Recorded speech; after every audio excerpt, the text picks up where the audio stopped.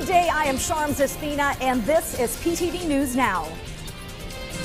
President Ferdinand Marcos Jr. challenged the 223 new uniformed personnel under the Philippine National Police Academy or PNPA Layag Diwa class of 2024 to maximize technology in protecting and serving the people, especially in battling cybercrime.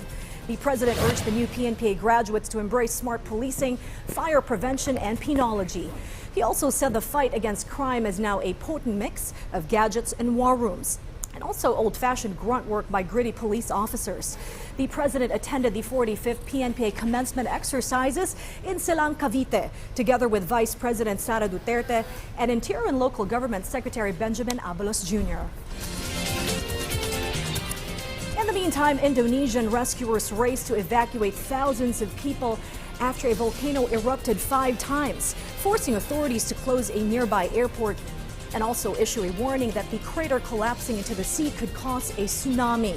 Mount Ruang's crater flamed with lava against a backdrop of lightning bolts overnight after eruptions pushed an ash column more than a mile into the sky.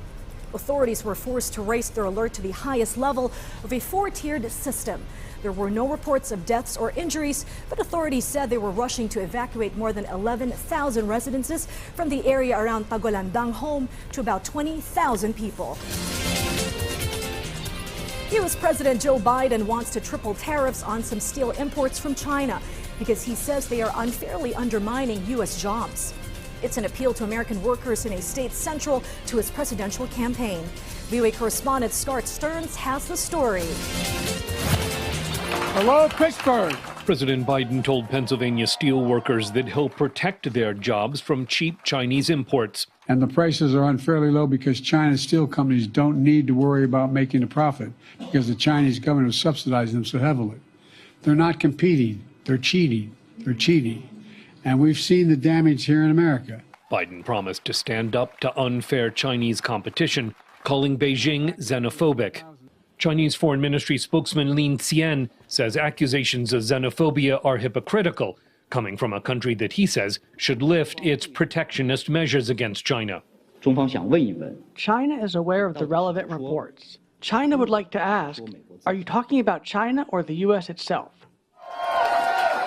Biden acting against Chinese steel would come on top of tariffs imposed by his predecessor, Donald Trump, who put a 25% tax on some Chinese steel. The Trump presidential campaign said in a statement to VOA, quote, "The Biden campaign is attacking President Trump's effective tariffs on China, while the Biden White House is planning to implement similar tariffs." The Trump campaign added, Biden's team is either run by hypocrites or people who don't know what they're doing. One difference in the candidate's approach is that Trump used tariffs more broadly to impact new trade deals, says Rachel Ziemba from the Center for a New American Security. They were using tariffs partly as leverage for sort of resetting the trade side of things. Now, the Biden administration, they're using tariffs, they're trying to target them, but they're also using industrial policy and other incentives to try to encourage U.S. production, to encourage foreign and American companies to invest in the United States. Pennsylvania steel workers are an important vote in a state that could help swing this election for either candidate. The Biden campaign's out with this commercial featuring Pennsylvania steel worker Jojo Burgess. Right now, we have the most pro-American worker president in office that we've ever had in this country's history. Donald Trump cares about one person and one person only, and that's Donald Trump. Trump campaigned for union votes during last year's auto strike by telling workers that Biden administration regulations are an attack on their jobs. The auto industry is being assassinated, and it makes no difference what you get. I don't care what you get in the next 2 weeks or 3 weeks or 5 weeks. They're going to be closing up and they're going to be building those cars in China and other places. NBC News polling earlier this year found that union household voters favor Biden over Trump, but by a smaller margin than in their 2020 contest. Scott Stearns, VOA News. This has been Sharms Espina. Stay informed and get ahead. Get the news right here on PTV.